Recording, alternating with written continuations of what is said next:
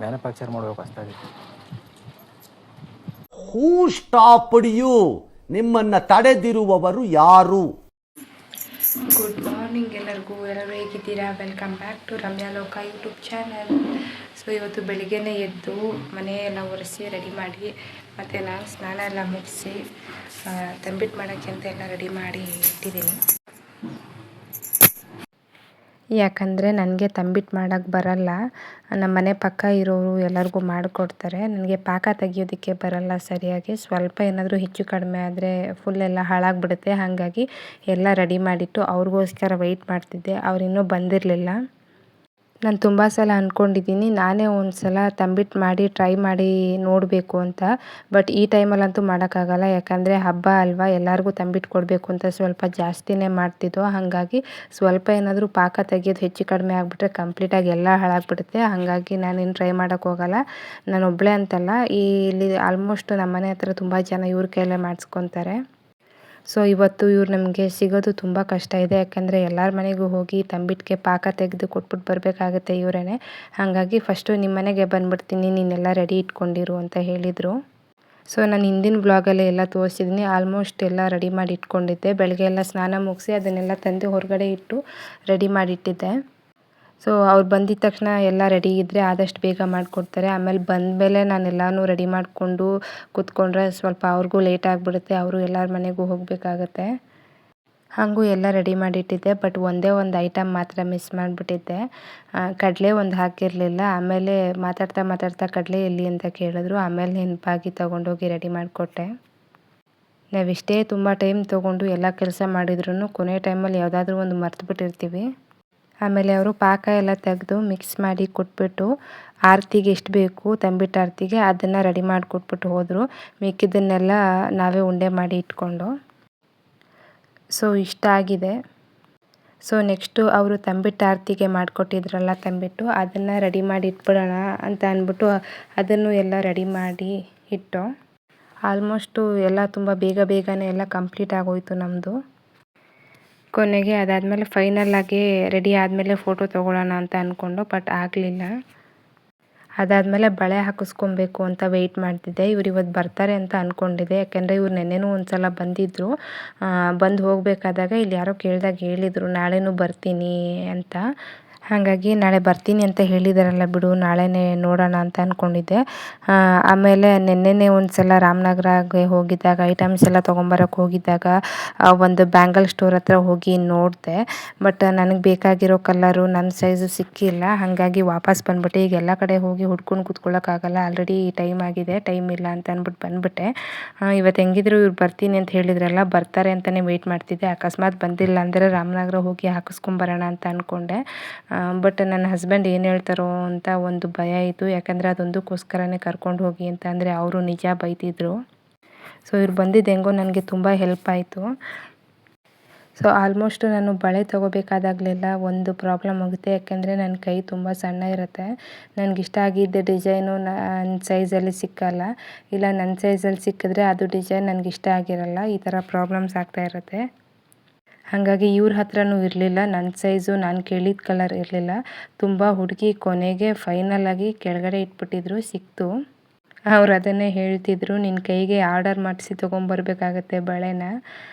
ಸಡನ್ನಾಗಿ ನಿಮಗೆ ಇಷ್ಟಪಡೋ ಥರ ಸಡನ್ನಾಗಿ ಸಿಗಲ್ಲ ಅಂತ ಹೇಳ್ಕೊಂಡು ನಗ್ತಾಯಿದ್ರು ಅವರೂ. ಆಮೇಲೆ ಇನ್ನೊಂದೇನಂತ ಅಂದರೆ ಇವರು ನಮ್ಮೂರೇನೇ, ಅಂದರೆ ನಮ್ಮಮ್ಮ ಮನೆ ಊರೇನೆ ಇವ್ರದ್ದು. ಮಾತಾಡ್ತಾ ಯಾವ ಊರು ಅಮ್ಮ ಮನೆ ಅಂತ ಕೇಳಿದ್ರು. ಬನ್ನಿಕುಪ್ಪೆ ಅಂತ ಹೇಳಿದೆ. ಆಮೇಲೆ ಗೊತ್ತಾಯಿತು ಅವರು ಅದೇ ಊರು ಅಂತ.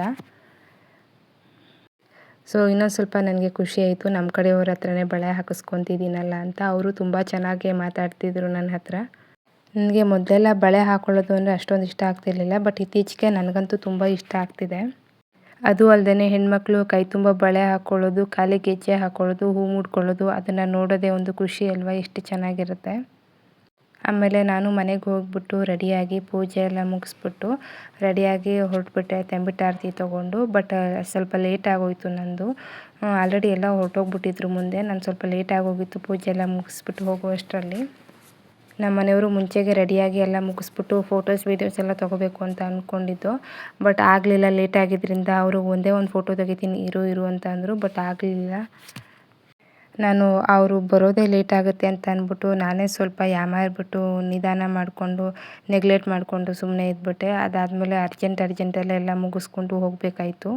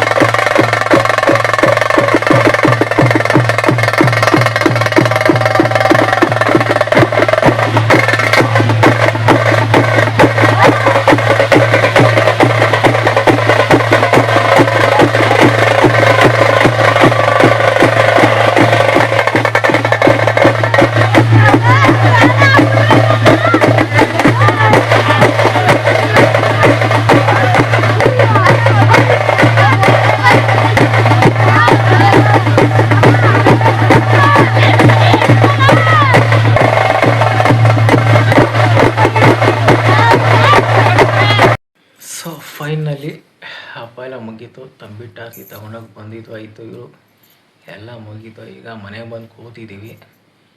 ಊಟ ಮುಗಿಸಿ ಮಲ್ಕೊಬೇಕಷ್ಟೇ. ನೀನು ಮಲ್ಕೋ ಮನೇಲಿ, ನಾನು ನೈಟ್ ಶಿಫ್ಟ್ ಕೆಲಸಕ್ಕೆ ಹೋಗಬೇಕು. ಉಪ್ಸಾರು ಮುದ್ದೆ ರೆಡಿ ಆಗ್ತಿದೆ. ಏನಪ್ಪ ಇವರು ಹಬ್ಬದ ದಿನ ಹಬ್ಬ ಮಾಡಿ ಉಪ್ಸಾರು ಮುದ್ದೆ ನಾಳೆ ಮಾಡ್ತೀವಿ ಅಂದ್ಕೊಂಡ್ರೆ ಇವಾಗ ಹೆಂಗಿದ್ರು ಮುಗಿಸ್ಕೊಂಡ್ಬಂದು ಲೇಟ್ ಆಗಿದೆ. ಇವಾಗ ನಾನ್ ವೆಜ್ ಮಾಡೋ ಸಿಚುವೇಶನಲ್ಲಿ ಇಲ್ಲ. ಇವ್ರು ಹೊರಟೋಗ್ಬಿಡ್ತಾರೆ. ಲೇಟ್ ಆಗಿದೆ ಆಲ್ರೆಡಿ. ಇವ್ರು ಹೋಗೋಷ್ಟರಲ್ಲಿ ಮಾಡೋಕ್ಕಾಗಲ್ಲ. ಹಾಗಾಗಿ ನಾಳೆನೇ ಮಾಡ್ಕೊಳ್ಳೋಣ ಅಂದ್ಬಿಟ್ಟು ಒನ್ ಟೈಮ್ಗೆ ಅಂತ ಅಂದ್ಬಿಟ್ಟು ಮಾಡ್ತಿದ್ದೀನಿ. ಸೊ ಇಷ್ಟೇ, ನಾವು ಹೋಗೋವಾಗಲೇ ವಿಡಿಯೋ ಮಾಡ್ಕೊಳ್ಳೋಣ ಅಂತ ಅಂದ್ಕೊಂಡಿದ್ದು. ಬಟ್ ಲಾಸ್ಟ್ ಟೈಮು 4 ಗಂಟೆ ಅಂತ ಹೇಳಿ ತುಂಬ ಲೇಟಾಗಿ ಸ್ಟಾರ್ಟ್ ಮಾಡಿದ್ರು. ಈ ಟೈಮು ಹಾಗೆ 4 ಗಂಟೆ ಅಂತ ಹೇಳಿದ್ದಾರೆ. ಲೇಟ್ ಆಗಿಬಿಡುತ್ತೆ ಅಂತ ಅಂದ್ಕೊಂಡು, ಲೇಟ್ ಆಗುತ್ತೆ ಅಂತ ಅಂದ್ಕೊಂಡು ನಾವು ಸ್ವಲ್ಪ ಹಾಗೆ ಸುಮ್ಮನೆ ಕೂತ್ಕೊಬಿಟ್ಟಿದ್ವಿ. ಇನ್ನೂ ಪೂಜೆನೂ ಕಂಪ್ಲೀಟ್ ಆಗಿರಲಿಲ್ಲ. ಲೇಟಾಗಿ ಬರ್ತಾರೆ ಬಿಟ್ಟು 4 ಗಂಟೆ ಅಂತಾರೆ. ಲಾಸ್ಟ್ ಟೈಮ್ ಹಂಗೆ ಲೇಟ್ ಆಗಿಬಿಡುತ್ತೆ ಅಂತ ಅಂದ್ಕೊಂಡು ನಾನೇ ಸ್ವಲ್ಪ ನೆಗ್ಲೆಕ್ಟ್ ಮಾಡಿಬಿಟ್ಟೆ. ಬಟ್ ನೋಡಿದ್ರೆ ಕರೆಕ್ಟ್ ಟೈಮ್ಗೆ ಬಂದುಬಿಟ್ಟು ನಾನು ಪೂಜೆನೂ ಸರಿಯಾಗಿ ಮಾಡಿಲ್ಲ, ಸರಿಯಾಗಿ ರೆಡಿನೂ ಆಗಿರಲಿಲ್ಲ. ಆಮೇಲೆ ವೀಡಿಯೋಸ್ ಎಲ್ಲ ಮಾಡ್ಕೊಳ್ಳೋಣ, ಅಟ್ಲೀಸ್ಟ್ ರೀಲ್ಸ್ ಆದರೂ ಮಾಡೋಣ ಅಂತ ಅಂದ್ಕೊಂಡು ಫೋಟೋಸು ತೊಗೊಂಡಿಲ್ಲ, ರೀಲ್ಸು ಮಾಡಿಲ್ಲ. ಸೊ ಅಂದ್ಕೊಂಡಂಗೆ ಏನೂ ಮಾಡೋಕ್ಕಾಗಿಲ್ಲ. ಮಿಸ್ಟೇಕ್ ನಮ್ಮದೇ. ಅವ್ರು ಲೇಟ್ ಮಾಡ್ತಾರೆ ಅಂತ ಅಂದ್ಕೊಂಡು ನಾನೇ ನೆಗ್ಲೆಕ್ಟ್ ಮಾಡಿಬಿಟ್ಟೆ. ಹಾಗಾಗಿ ಲೇಟ್ ಆಗೋಯಿತು. ಬಟ್ ಸ್ವಲ್ಪ ಬೇಜಾರಾಯಿತು. ಏನೂ ಮಾಡೋಕ್ಕಾಗಲ್ಲ. ಓಕೆ, ನೆಕ್ಸ್ಟ್ ಇಯರು ಬೇಗ ಪ್ರಿಪೇರ್ ಆಗೋಣ ಅಂತ ಅಂದ್ಕೊಂಡಿದ್ದೀನಿ. ಇಷ್ಟೇ, ಎಲ್ಲ ಮುಗಿಸ್ಕೊಂಡು ಬಂದು ನಾಳೆ ಚೆನ್ನಾಗಿ ನಾನ್ ವೆಜ್ ಮಾಡ್ಕೊಂಡು ತಿನ್ನೋದು. ಇವತ್ತು ಉಪ್ಸಾರು ಮುದ್ದೆ ತಿಂದ್ಬಿಟ್ಟು ಮಲ್ಕೊಳ್ಳೋದು ಅಷ್ಟೇ. ಸೊ ವಿಡಿಯೋ ನೋಡಿರೋ ಎಲ್ಲರಿಗೂ ಥ್ಯಾಂಕ್ ಯು ಸೋ ಮಚ್. ಹಾಗೆ ನಮ್ಮ ಚಾನಲ್ ಸಬ್ಸ್ಕ್ರೈಬ್ ಮಾಡಿ, ನಮ್ಮ ವಿಡಿಯೋಸ್ ಲೈಕ್ ಮಾಡಿ, ಕಮೆಂಟ್ ಮಾಡಿ, ಹಾಗೆ ನಮಗೆ ಸಪೋರ್ಟ್ ಮಾಡಿ. ಇಷ್ಟೇ ಇವತ್ತಿನ ಬ್ಲಾಗ್. ಮತ್ತೆ ನೆಕ್ಸ್ಟ್ ಬ್ಲಾಗಲ್ಲಿ ಸಿಗ್ತೀವಿ. ಎಲ್ಲರಿಗೂ ಬಾಯ್.